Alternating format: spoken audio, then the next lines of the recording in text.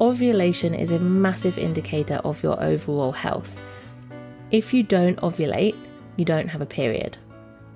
And if you don't ovulate, then your body isn't making these really important hormones.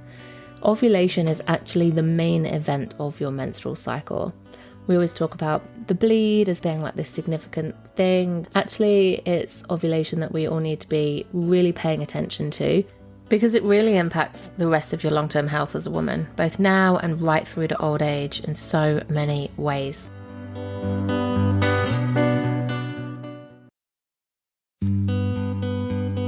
Welcome to Wild Flow, the podcast with me, your host, Charlotte Pointeau. I'm a wild feminine cycle coach here for the awakened woman who is ready to reclaim her body, menstrual cycle and feminine power, and to live, love and lead in flow with nature's wisdom. In this podcast, I'll share how you can live in sync with your menstrual cycle and life seasons, heal your relationship with your womb and rites of passages, and embody your wild feminine as a multi-passionate woman in life, mothering and business. It's your time to flourish as a cyclical being in this modern world. Are you ready? Let's flow.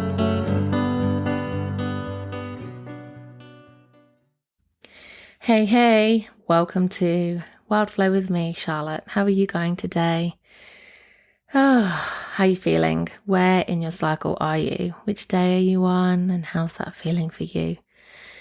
Just taking a moment to tune into your body and to ask whereabouts you think you are in your cycle. You might know the day specifically, or you might just have the faintest of idea, like, oh, well, I'm not bleeding, and yeah, I'm somewhere around the middle, perhaps, or one of those other phases of your cycle.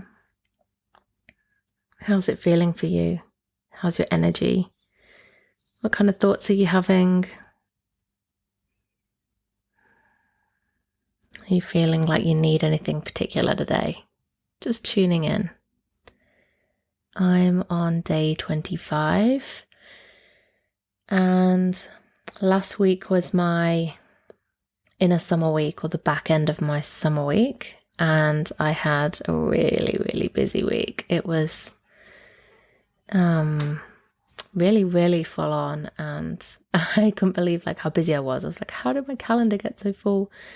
But it was the right phase, I guess, for having the energy to really push through and deliver and enjoy all of the connections, all of the clients and the group spaces I was holding.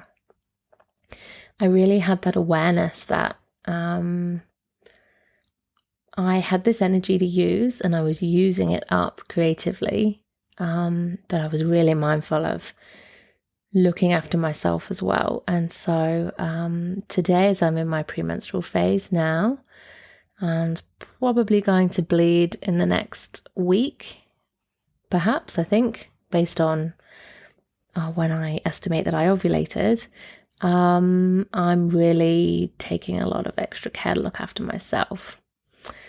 But I won't say any more about this right now, because today's topic is very linked, and I'm going to get into that. And this personal example will really help to demonstrate what we're talking about. So today we're talking about the inner summer phase, or the ovulation phase of the menstrual cycle. So we're going to talk about what it is, what it looks and feels like, how to know if you're there, and ways to optimize and use those energies for the best, and also some of the challenges that you might, or some people do, experience at this time, and how you can support yourself to work through that, and how it really links to the rest of your cycle as well. But first, I really want to explain to you what ovulation actually is, what's happening in the body, and why this is such a damn important part of your menstrual cycle. So around the midpoint of your cycle, if you have a roughly 28-day or 1 month-ish menstrual cycle, then this ovulation is going to occur around the halfway point, the midpoint of your cycle. If your cycle is longer or shorter, then your ovulation won't be in the middle. So again, this always comes back to knowing your menstrual cycle, how long it is, and looking out for when you're ovulating. I'll talk more about this soon. Okay, so ovulation is the mature egg that's been growing and ripening in your ovaries. It's now ready, and it ruptures from the follicle in the ovary, and it's caught up and moved down the fallopian tube and makes its way to your womb.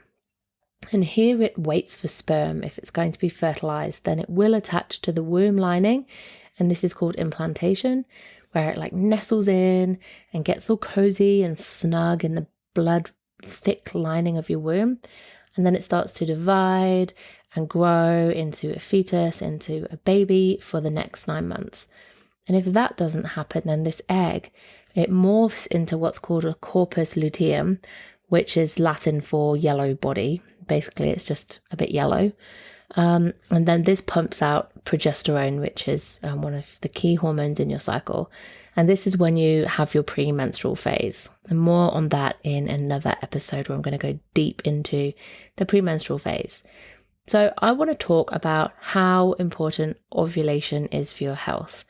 Regular ovulation, which happens when your hormones are balanced, when you're not taking hormonal birth control, if you're not pregnant, and if you're not without a period for any other reason, it's critical.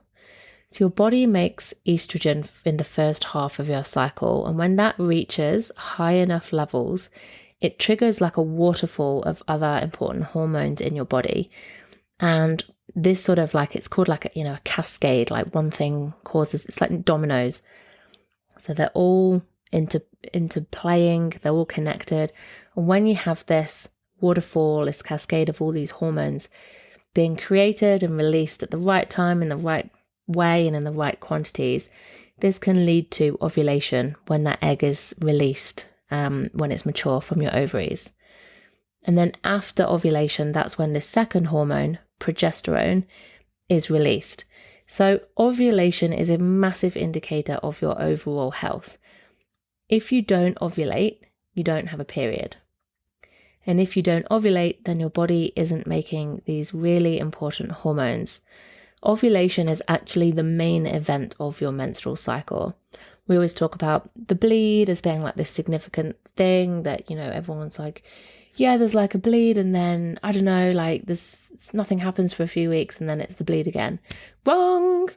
Da-la-la-la. Actually, it's ovulation that we all need to be really paying attention to and looking at. And like I say, if you don't ovulate, you don't actually get a proper natural period. Different if you're taking hormonal birth control and you're having a bleed, then that's not actually a period, like a menstrual bleed. That's just where you stop taking the synthetic hormones for a few days. Your body has like a bit of a withdrawal. So if you're taking sugar pills, just for example, then that causes your body to let go of a bit of blood that's been building up in your womb while you've not been having your menstrual cycle. But it's not technically like a full hormonally ovulation induced bleed that fully clears out the full lining of your womb. So having ovulation is really critical. And even when ovulation doesn't result in a baby, so if you're not trying to get pregnant, it's still really important to look after your body and make sure that you're ovulating, because your body needs to make these very important hormones. So it's still worth doing. Still worth ovulating, because your body receives these hormones that the body expects to have. Canadian endocrinology hormone, basically, professor, the endocrine system's the hormone system. So Jerry Lynn Pryor, she says that women benefit from 35 to 40 years of ovulatory cycles, so menstrual cycles where you're actually ovulating, not just for fertility, but also to prevent osteoporosis, stroke, dementia, heart disease, and breast cancer. And Lara Bryden, who is a fantastic women's naturopathic doctor specialist, she says that every monthly dose of estrogen promotes muscle gain, insulin sensitivity, which is linked to your blood sugar and diabetes, for example, and the long-term health of bones, your brain, and the cardiovascular system, so the health and function of your heart. And every monthly dose of progesterone, which is the hormone that's released after ovulation, progesterone reduces inflammation, it regulates immune function, and it supports your thyroid, brain, bones, and breast tissue. That was Laura Brydon. So, I just want to say, there's no shade on anyone who's not regularly ovulating, because this can be for all kinds of reasons, and whatever reason, whatever your approach to your health and your fertility and managing your menstrual cycle is completely all good and totally your choice. And I myself have only just started ovulating regularly, having not done for most of my life, really, actually, having been on the pill for so many years, and then more recently being pregnant and breastfeeding, really only started ovulating regularly in the last few months. And it does kind of worry me, if I'm honest, when I look at all of the benefits to ovulating and I think crap. But, I think that's why I'm so committed to looking at my menstrual cycle, charting it, supporting my health through diet and exercise and sleep and minimizing stress, and really trying to get the best out of my cycle by tending to myself and what I need, so that I can, have the next 10 years, hopefully, of menstrual cycles to be the best that they can be. So regular ovulation, and then moving into a smooth perimenopause and menopause as well as, half the life I'll have after I've reached menopause. So, if that happens, sort of around the age of 50, then still got a long time left to live. And that's when your body's health, everything we're doing now, it's one in the bank for older age. And we've got to be mindful of that. We've got to start thinking about it now and not just live for the present moment. So I'm really hoping that the work that I'm doing for myself, and obviously supporting clients through as well, is going to be beneficial for our long-term health. So important. So if you are someone who's, taking hormonal birth control and that's working for you, great. I'm just giving you this information so that you can make an informed choice, whichever way that goes. If you're someone who's thinking, I really want to start thinking about this as well, you might come off hormonal birth control, you might already be off, you might be starting to think about, really looking after your ovulation and egg health. And if you've got sort of problems with your menstrual cycle, looking at it now, however old you are, whether you're, I don't know who's listening, if you're in your late teens or 20s, 30s, 40s, approaching perimenopause, or, well in perimenopause, wherever you are, it's never too late to start to look at your hormone balance, your hormone health, start caring for yourself to support your ovulation. And, whether you need some more questions asked, a bit of investigation, a bit of support, you can always see a GP, but think better yet, a naturopath who can help with perhaps hormone level testing if they think that that's something that's appropriate, or recommending diet changes and supplements. And you can also work with a cycle coach like myself to support you, by looking at your lifestyle and your connection to your body and your cycle and your womb, and a bit of support and guidance through, all making these changes and nurturing yourself. So I'm going to pop some links to references in the show notes as well. So how do you know if you're ovulating? Good question. If you have a regular cycle, doesn't matter how long that is, if it's regular, then your ovulation occurs 2 weeks before your bleed. So if you have a, consistently a stable cycle, regardless of how long it is, then, you can predict that say if your cycle's 5 weeks, then 3 weeks in is going to be your ovulation mark. If your cycle's like, 3 weeks, then you're going to be ovulating pretty early on in your cycle. That might be around like day 10 or, thereabouts, just for example. So 2 weeks before you bleed, that's always the same. And it's the first half of your cycle that changes in length, so it gets longer or shorter. So ovulation can be delayed.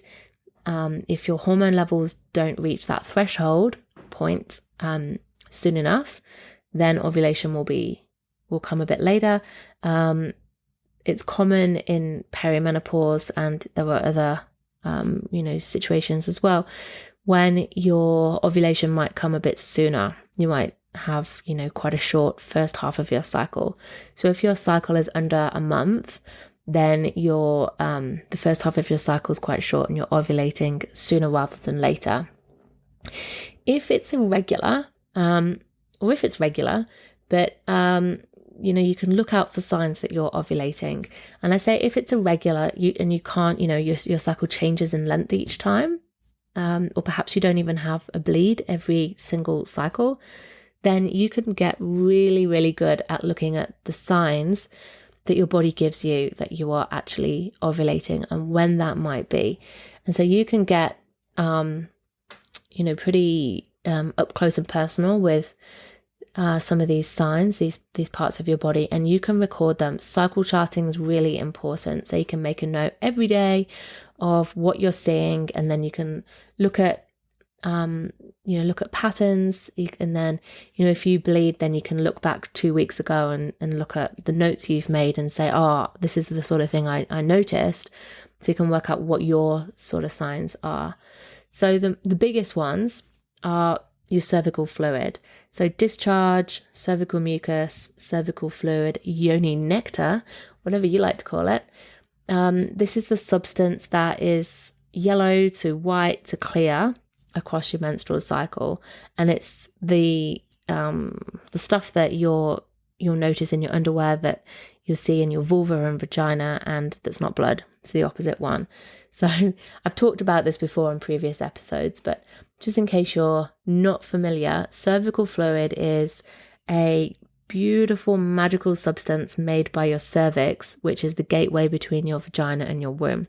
Basically, it is like self-cleansing for your vagina, but it also is incredible. It either allows sperm into your womb or it blocks it out at different points in your cycle. And when it wants to allow sperm in is when you're ovulating, because, the human directive is to make babies and procreate. So your cervical fluid, when it's fertile, when it's at the time of ovulation, it gets really thin. So it'll go from white or even a bit yellowy maybe, and it'll get really thin. It'll get really wet as well. It might even have like a stretchy consistency. It might be clear, and there might be a lot of it. And it can leave you feeling really wet in your underwear. And this can last a day or a few days, and then it dries up again. And if you notice that 2 weeks after the last day that you notice this kind of fluid, if you bleed 2 weeks later, then you can look back and go, yep, that was me ovulating. Cervical fluid is something that's really easy for us to see. You just look in your pants. You don't need anything specialist, no special equipment or extra special knowledge. It's just getting to know how your fluid changes. It goes from thick and white to thin, stretchy, clear, wet, and then it dries up again, and then you bleed, basically. And I'll put another link in the show notes too. I've got a guide to looking at how your cervical fluid changes and how you can track your menstrual cycle, available for free. So I'll put that link in if that's something you want to do. If you're somebody who's trying to have a baby or have in the past, you might be somebody, or if you're trying to use natural contraception as well, you might be used to taking your temperature every single morning. And this is a very specific thing It's called basal body temperature charting, and it's part of the fertility awareness method. It's something that you might be doing, as I say, if you've been trying to fall pregnant. And basically, if this is something that you do or know about, then you can also track your ovulation, because your temperature actually jumps at the time of ovulation, and then this higher temperature pattern is sustained for a good few days, and then it will start to crash again just before your bleed. That's very loose. I'm not going to get into technicalities of this. I'm not a certified fertility awareness method instructor. If you want to learn to do this, either for contraception or for conception, then reach out to a fertility awareness method instructor who can really guide you on to do that. But basically, this is another sign. But again, it's retrospective. You can't look and go, oh, I'm going to ovulate today, tomorrow. You can guess, but it's only looking back can you be absolutely sure, by looking at these patterns in your cervical fluid and your body temperature. Again, cycle charting is rather helpful in this. So aside from these very specific bodily signs, there are all kinds of spiritual, emotional, mental, energetic differences that you can also experience as part of this phase. Not everyone does. Everyone experiences it differently, but I'm going to now move into this more. This is like my playground, like the fun stuff. This is what I love to get deep into and to play with and talk about.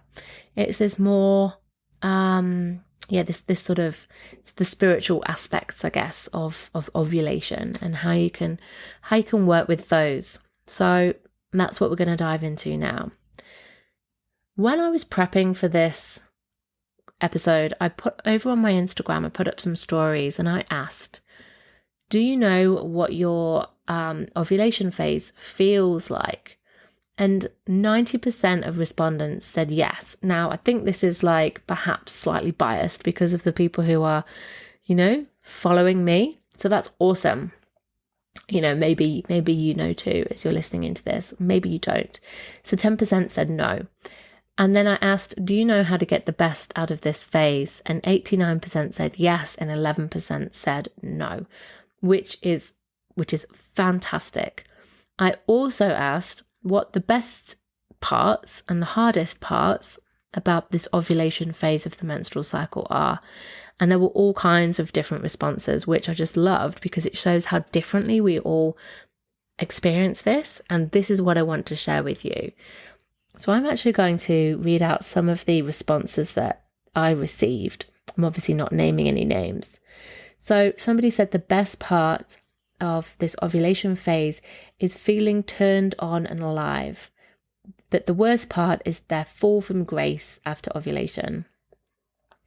Somebody else said that they can burn themselves out when they feel like they can do it all, and then they find they have a crash from this phase to the premenstrual phase. Somebody said they love how magnetic they feel at this time, and the biggest challenge is not to say yes to too many things. We've got another vote for burnout and trying to keep up with their own energy, feeling fun, energetic, and social. Somebody said the best is they're feeling physically, emotionally, mentally, and spiritually strong, but really struggle with going. They have this feeling that they go too hard and then they're burning out and they're in a autumn. So there's a few votes for that, which is interesting, hey. And somebody else said, which I love, they find it a bit tricky when they feel up for getting out and about, but others aren't. And so they have to really honor that. And so that's talking about like when you have like this high energy yourself that's associated with ovulation, but the people around them don't feel the same. It's like, how do you use your energy and enjoy your energy whilst being around somebody else or other people, other women who are perhaps in different parts of their cycle, or just family members who aren't feeling it. So I loved all of those answers. I thought that was absolutely brilliant. Oh, and another one, I love the energy and vibrancy that this brings, and they want to go on adventures with others. So that's really cool, isn't it? So I'm going to share with you like what is really common to experience in this part of the cycle. So I'll move through physical, mental, emotional, and spiritual. This doesn't apply to everyone. So if you're sat there thinking, no, I don't feel that at all, that's cool. I don't want you to ever think that this is like a textbook, like you've got to experience it this way, or somehow your body's failed and you're not doing it right. That's completely wrong. There is no right or wrong way of doing your menstrual cycle. It's just about noticing what comes up for you. And sometimes, depending on what it is, taking that as a hint that maybe something's not quite right in terms of lifestyle or hormone health or stress or whatever. There's all kinds of different things. And then, using that as like right, okay, I need to go off and investigate. So let's jump in.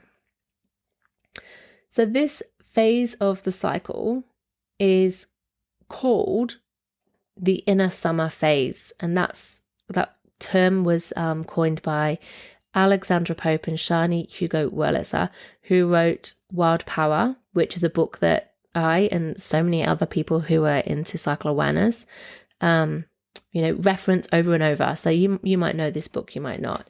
So inner summer, that's where it came from. And it's called the inner summer because it's like the peak of the cycle. It's like when, like if you imagine summer, like out in nature, like what do you think of when you think of summer? What's the temperature? What's the sun doing? Like, what's nature doing? Like, how do you feel? It's hot, it's bright, it's outwards, it's the time for connecting usually. It's summer holidays, so it might mean, literally going on holiday. It might mean more time with kids and family. It might mean that your body gets hot, your home gets hot, and it's like this peak, like the sun is at its zenith and you're like, it's hot. And then after summer, it's going to start to cool down again. It's also like the full moon. Like full moon, it's bright, it's full illumination. It's again at the peak of its cycle before it starts to get darker. And it's like full bloom. So if you think of flowers and nature, it's like everything is like abundant and like growing, and you've got fruits and veggies and flowers are like just bloody everywhere. It's like raw summer. It's like that in your body if everything's well and everything's ovulating. So as I've said, physically, this is the fertile phase. It's when hormone levels peak and it's the egg is ripe and is being released from your ovary. On a physical level, this can be a time as these hormones rise that you have much more energy and much more capacity. You also might feel sexual because, your hormones want you to try and conceive. And so it can be a time when you have more arousal, more desire, and much more of a wanting to be around other people, and also to have sex, and maybe even to have like a certain type of sex. You might feel like you really want to have like properly like passionate, active, intense lovemaking, full sex. Whereas at different parts of your cycle, you might feel like, that's slower or more cuddly, or, it might not even be sex, it might be more foreplay, or so at this time of your cycle, you might notice that you've got like a really high libido and that you really want to have a specific kind of sex as well. You might notice that you have like this idea of sensuality. So like your skin feels good, your skin is glowing, and like everything just kind of feels good. It's like the breeze, you notice the breeze on your cheek and through your hair, and the smells, you can just smell everything. Everything smells more and like more delicious. You might notice like that you want to wear certain kinds of clothes. You might want to wear less clothes, depending on the weather, of course. You might want to wear like more beautiful clothes, or more clothes that just feel good, or you might want to take a bit of extra time. You might want to dress a bit more, behave. You might feel a bit more flirty. This again might not be the case. Some people really don't get this. And, that might be if your hormone levels aren't high enough to really give you this, and your energy is not high enough. So if you haven't paced yourself in the first half of your cycle, you might get to your summer and just be bloody knackered, and you might just have nothing to give. And this is, real time when you can get burnout. And some people also experience pain with ovulation. This can be linked to a few things on the physical level that are worth investigating. So seeking help, perhaps from a naturopath if that's you. Not everyone gets this kind of peak experience. And if you don't, it's cool. It's totally okay. But it's worth looking at how you're navigating the first half of your cycle. Are you supporting yourself, pacing yourself, eating well, sleeping well? Are you stressed? Are you holding on to some of that energy for this phase of your cycle? Or did you go way too hard too soon, my friend?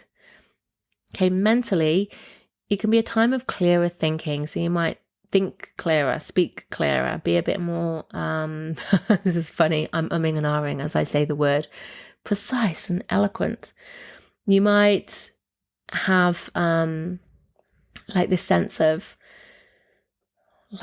being able to do things, and things are just happening more easily for you. Life can feel a bit more flowy and everything's just happening. It can give you this sense of feeling invincible, and you might want to start saying yes to lots of things, as one of the comments earlier on. You can feel like you want to give of yourself, you've got this energy and this desire to yes, life is great. But if you have energy, it could be really easy to think that you've got the stamina and the resilience and the capacity to keep giving. So just watch out how much you agree to at this time, because everything can feel like a good idea. Of course, on the flip side, this can be a completely overwhelming time as well. So if you're knackered, if you're, all the things I've just been saying, this can show up as feeling overwhelmed, too much on your plate, not being able to give. It can feel like everyone wanting a piece of you, and you just can't keep up. Who's there for you? I hear you. I have been there. So this can show up as a victim or a martyr kind of mindset, giving too much of yourself away. And this just isn't sustainable. So really watch what you're saying yes to. Emotionally, like I say, this can be the high time. It can be this time of confidence and feeling outward and feeling you just really want to, you can feel happy. You can feel quite happy at this time and excited and optimistic. It can be a time of really wanting to enjoy this energy of play and pleasure and enjoying yourself. But it can also bring up with this a real a time of wanting to be alone. If this all feels too much, and maybe that you're actually seeking connection and trying to express yourself in ways that aren't actually healthy for you. Other shadows it can bring are related to sexuality. So just going back to the physical part, is if you're somebody who doesn't have a good relationship with your sexuality, if you've experienced trauma or violence, or if you have a disconnection to your body and your womb and your cycle, then this can feel like your body's throwing you out there, this sort of energy, this urge coming from within, but you're not comfortable with it. And so it can bring up shadows around that. So just be really mindful as well of how you experience this, because, it can be a good thing. It can also be not a good thing. And also it's a real being energy. So we can go at this two ways. The joy of this peak, it's riding this wave. We've done all that hard work in the first half of our cycle to bring, everything to life, and we've, come back out of our moon cave, and our eggs have grown in our body, and our energy is peaking, and now we're at this critical, the top of the wave. So we've caught the wave. That's the phase before this, the inner spring. Inner summer is riding that wave, and so you're not doing anything. You're just riding the wave of the momentum. So if you can do that, it's really a really beautiful, special thing to just enjoy, I say like the fruits of your labor, like all of your hard work, like, manifesting and magnetizing your desires, your outcomes in terms of productivity, staying in this being energy, just letting it ride that wave of momentum. Now is not the time to be starting anything new. And it's also not a time for like doing as such. So it's time for being. So being with yourself and with other people and with your creations, your creation energy, rather than doing and hustling and putting new things into place. So it's all about being. So, really revel in that connection. Revel in your creative energy, your sexual energy, your sensual energy, parenting and relationships. So I find that when I'm in this phase of my cycle, I'm like, yeah, kids, no worries. Like, I'll have you for the, my husband went away for 5 days this cycle. And lucky for him and the kids and me, I was in my inner summer, and I was like, far out, like 5 days. And my sister came to stay for a couple of days as well, which was cool. And, we were really busy. We did a lot. And the only reason I think I kind of got through that, without having like any crying or like burning out, was because I was ovulating, and I was in this summer phase of my cycle. Like I had the energy, the resilience, the desire to be around all these other people, like all my kids and my sister, and to go to swimming class, and we went bowling, and we did all this stuff. If that had been at any other time in my cycle, that would not have gone down as well. I guarantee it. But the flip side of this is that, if you push yourself too hard here, you can really fall over later on in your cycle. It can show up as like burnout, and like some people said, that crash down into autumn. So parenting can feel easier here, like connecting relationships with family and friends and clients as well. Like if you're in a client-facing role, you might find it much easier to give your energy to your clients. So as a coach, I find that I've got energy here, like my brain's a bit clearer, especially as a mum of young kids. Sometimes I have client sessions after a night where I've really not slept, and I'm not afraid to cancel a session or like postpone it if I have to, but I also really have learned to work with my energy. And so if I'm in like this peak high energy as I'm holding space for clients, then I have to just be mindful that I'm not projecting too much of that onto them, because it's interesting. Like if they're in their summer as well, then woohoo, we can get a bit giddy and a bit carried away and a bit, giggly, and like, our energy just like gets higher and higher and higher as we build it up and up. If there's someone who's like premenstrual or bleeding, like they're going to find me probably kind of annoying. So, having that awareness, grounding myself before a session, and holding that space. And if I'm feeling knackered, then that's okay. Like, I can work with that energy as well, and, trust that it's not me who needs to give all of my energy away for that client. Like I can hold that space, and that space that I'm holding holds me and the client. The other thing is that if you're doing like sales calls or presentations or meetings or, like discovery calls or whatever it is that you're doing in your work, then this is a really good time to use that energy and use that natural magnetism that you have at this time of your cycle, because it will come more easily to you. And they say that an ovulating woman is like the most attractive woman in the room because, hey, pheromones. So, if you can have a sense of awareness of, maybe like getting the best out of this phase, then, do you want to line up any of this kind of stuff for this time? Just going to have a sip on my tea.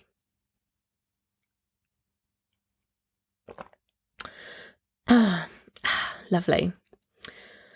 Okay. So basically, moral of the story, you might not experience your cycle like that in terms of like all of these benefits or these strengths, you might have, quite a few challenges or shadow aspects, depending on what you call them, come through at this phase. You might love this phase, you might hate this phase. It's just like, just like anything, we can all experience it slightly differently. And it's really about noticing your experience, noticing what's true for you. What are the strengths? What are the challenges of this phase? And then questioning, like, okay, so what do I need to support myself? Like, how can I use the strengths and the energy that you've got? But how can you really support your shadows, and, the things that are more challenging for you? How can you support yourself so that they just don't kind of eat you alive?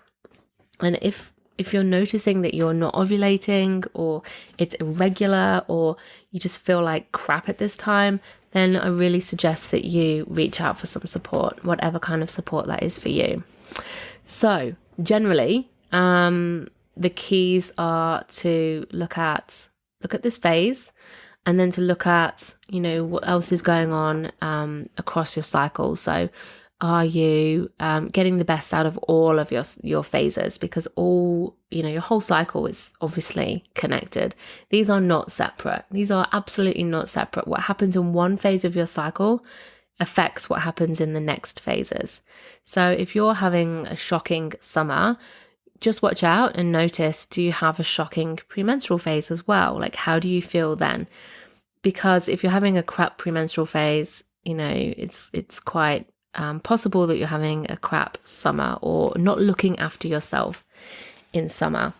There's a whole lot more that, we can go into.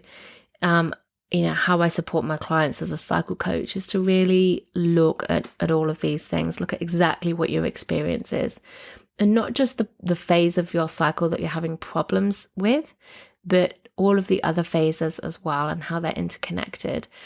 And then not just on the surface level of practical stuff and self-care stuff and lifestyle, I take you much deeper into the deeper, lower realms. So, your connection to your body, your cycle, your womb, how you experienced your menarche, your first period, what sort of blocks you're experiencing. And I bring in my feminine embodiment coaching skills as well to work through that, and to release tensions and move through blocks, and to create and magnetize in, like, your body, working with your body, the way that you really want to live and experience your cycle and your life, and how you can find and experience flow in all of these different realms across your cycle. So anyway, that's what I'm sharing with you today. There's the references I'm going to put in the show notes. And if you need support, reach out either to me or another practitioner who you think would be able to support you. And I would really love you to drop into my DMs on Instagram. I'm at charlotte.puanto.coach. And if you don't know how to spell Puanto, check out the front cover of this podcast because it's there. And I'd love you to share with me, like, what your inner summer is like, what you love to do at this time. Do you love it? Do you hate it? Because, like I say, we all experience it differently, and it's really good to hear. And I'd love to hear from you and share a little bit of some support in my DMs. So jump on over to Instagram, and if you want to come join our free community as well, we're on Facebook. It's the Wild Flow Circle. Come hang out with all of us. Right, chickens, wishing you well. I hope that whatever day you're on in your cycle, you're having a good day.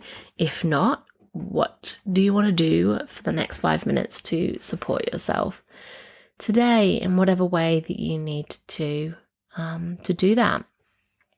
I'm going to share another episode. I don't know if it's going to be the next one or fairly soon, before we take a break at the end of this season. That's going to be all about the premenstrual phase, like that inner autumn, which is the phase after ovulation and the one that comes before the bleed. And that's going to be a big juicy one, because that's a classic time when people really struggle. So if you've got any any questions about that phase, if you want to share with me how you find it and you're happy for me to speak to that on that podcast episode, also jump into my DMs. Just drop me a message on Instagram and share away with me, and then I'll be able to speak to that. All right, loves, take care. Loads of love. Bye. Thank you so much for listening in. If you're loving this podcast and you'd love to help me spread the wisdom shared, please leave a review or rating, or share this with somebody who you think would love to listen in. I'm really passionate about creating ripples of change and getting this information to more women, girls, and people with a cycle so that they can reclaim their cyclic natures too. And if you'd love to dive in deeper with learning more about how to connect with your cycle and rites of passages, come and join our free Wild Flow Circle community, or choose a course and learn with me on my online learning hub. All the links are in the show notes. And until next time, be well and go with the flow of your cyclic nature.